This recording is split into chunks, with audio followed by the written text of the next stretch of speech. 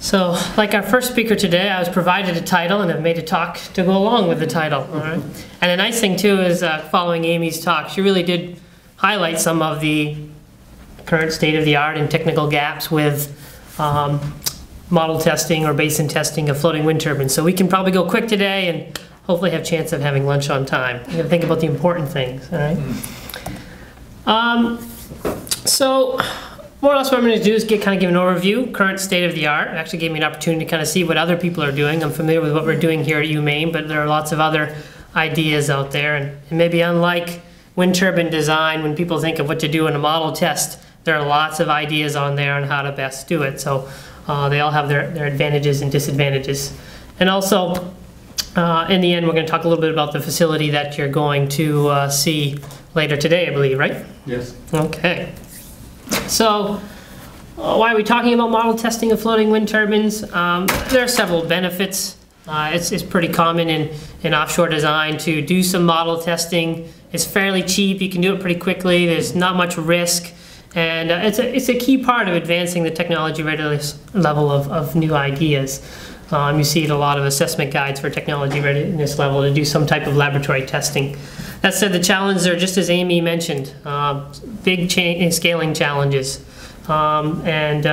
These tests, when you include things and do things as best as you can, tend to be pretty pricey, and there aren't many places that can do them either. So they're not something that just every Joe Schmo can do on a small budget.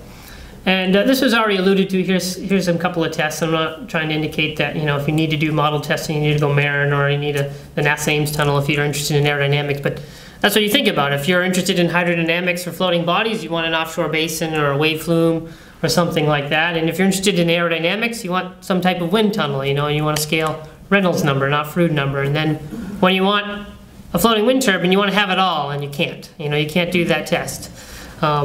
You can if you do it at full scale, but then it's not a model test and it's really expensive. So what do you do? So I've kind of pulled out some ideas of what people have been doing. Some people, they just ignore one or the other. In this case, there's a group from China who are doing some research on different mooring configurations for TLPs, and they're just focusing on the hydrodynamics. And this can be very useful for progressing certain parts of your design, but you are ignoring half of the loading scenario. I don't want to talk about the exact proportions, but you know, conceptually half of what's going on, and it can have a big influence on the motions and behavior of certain components in your system. The next step is to kind of come up with some crude mechanism to apply the wind loads while you're using kind of standard basin testing protocol, as Principal Power has done here. And this is nice in that you get kind of the gross loads on the system. So you do get a lot of the motions that are required in your test. You stress things like the mooring system correctly in your model test, and you can learn a lot of positive things from these tests. And of course, Principal Power was able to go on and do a very large demonstration, so this was sufficient for their needs. That said, if you want to continue to refine your technology, maybe if you're the turbine OEM and you want to know a little bit more about the turbine, or you're a modeler and you want to know more about how the turbine behaves, a test like this isn't going to give you that type of information. You need more sophistication. Here's another test that occurred prior to, again, a very successful large-scale demonstration. In this test, for some work for the Statoil Highwind, you see we have a turbine that's working. It's got some simulated environment. And again, you can start to add some turbine realism. You might be able to start doing some model validation work with this. But open fans, you get a lot of swirl in the wind field. If you're using these, look kind of like just geometrically scaled blades. A lot of issues with aerodynamic performance for those blades, and with the dissimilitude and Reynolds number. You can learn a lot of things, but you have these big gaps between, you know, kind of modeling the true prototype behavior. All right.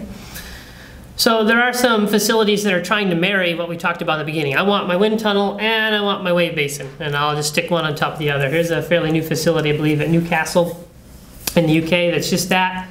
The problem is these are pretty specific facilities. They're pretty expensive, and you have to test at pretty small scale if you have a reasonable budget for your facility. I think like the cross section for the wind tunnel in this is only like 1 meter by 1 meter, which for offshore wind turbines makes a very, very small model, and it actually makes it hard to kind of get realistic mass properties and aerodynamics and other things. And so it enables some really nice things like quality wind and some other nice features of your test, but also creates some major difficulties in getting a test that gives you valuable information.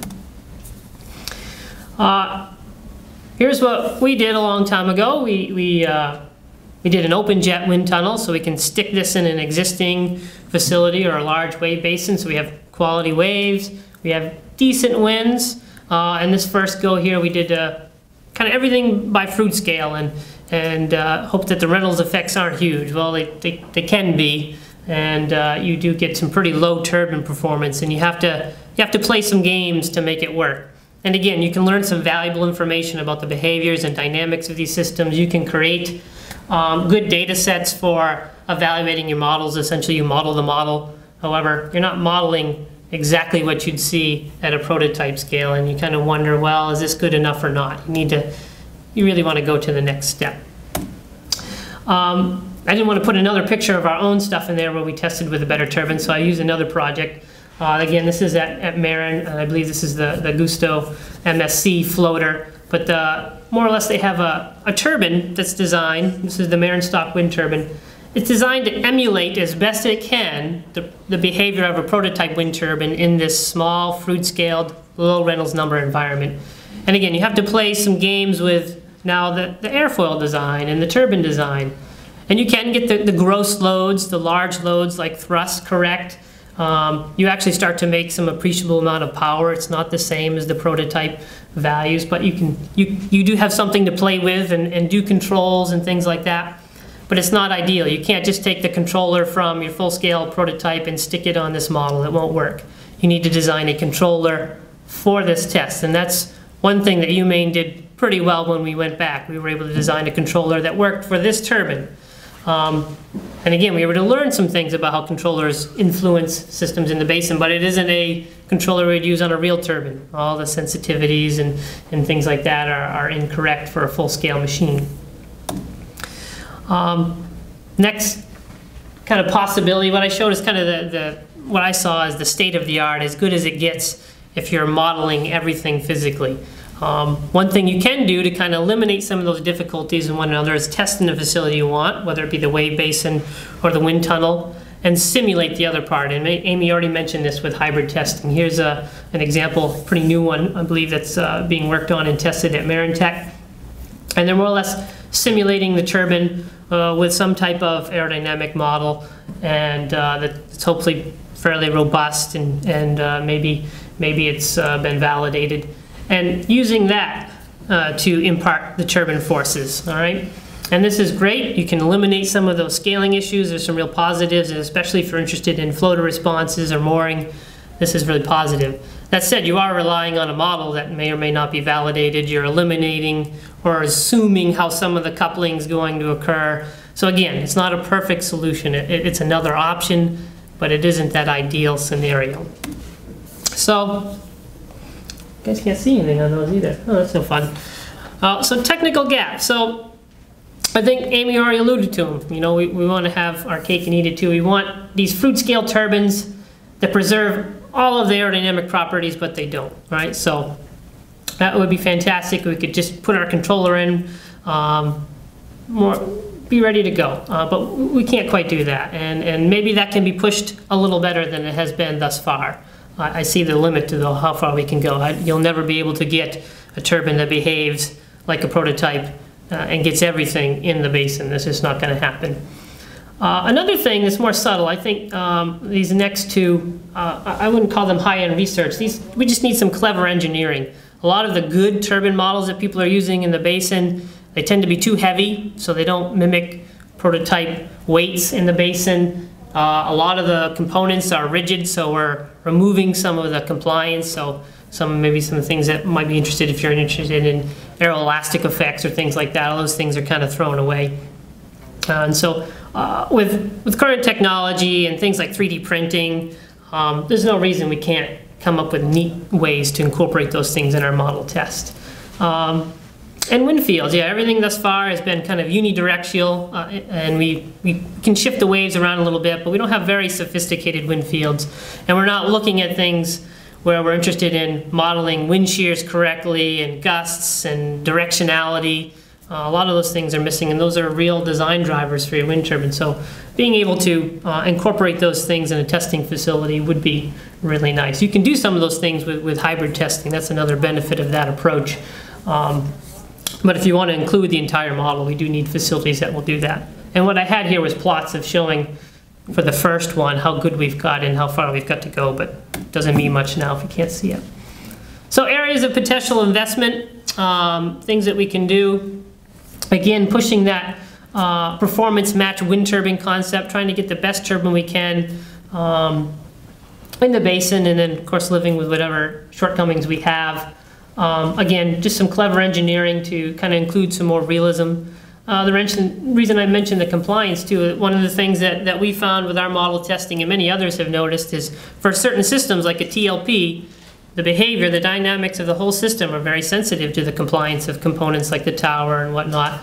And it's conceivable that maybe the compliance in the blades and other things that we've been modeling as stiff or rigid could also have further influence on the global response of the entire system.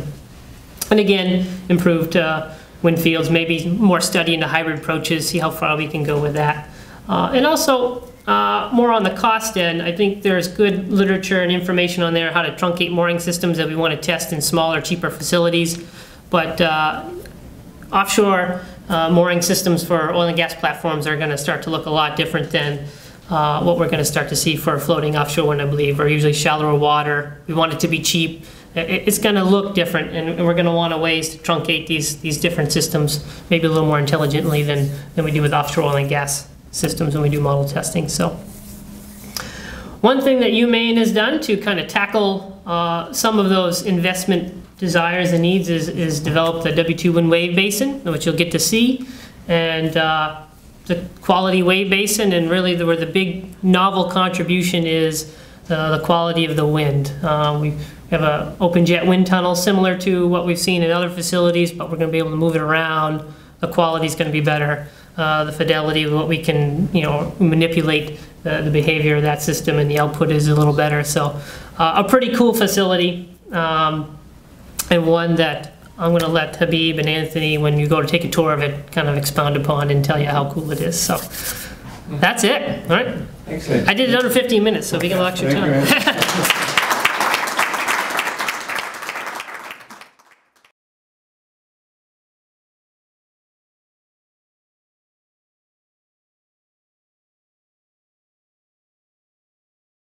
It does, but not much. That was one of the big concerns when we started doing some tests at Marin for the deep sea wind program. The wind tunnel is usually a little above the surface, so the waves can pass underneath it. And by the time the wind hits the water and you get any fetch, it actually used to be in the vicinity of the model or behind it. So you get some small scale stuff, but it doesn't really influence a great deal what's going on in at kind of your test section. If you're trying to test some really small waves, I'd worry about it, but for anything that you're very interested in design, like a 1-year return event or a 50-year return event, it's just kind of noise on top.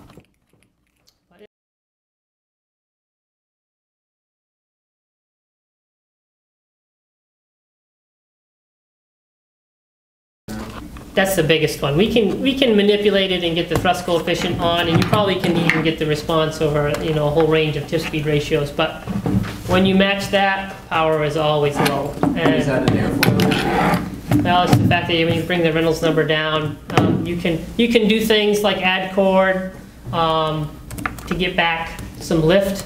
But are you scaling down just the nominal airfoils for a full-scale design down to those small Reynolds numbers? The trick is you got to pick airfoils from like RC planes for low Reynolds number sections, and you stretch them out a little bit, and you get the lift force back, but you're always adding drag. There's no way to get rid of that, and that really cuts into your power. So it's really just the additional drag at the low Reynolds numbers? Yeah, yeah. So, which, you're trying to take a little bit of lift force and a lot of drag, and hopefully those things marry together, and you have an abundance of the little bit of lift force, but a little change in drag can really suck it all away. And I imagine there's more risk of stall as well.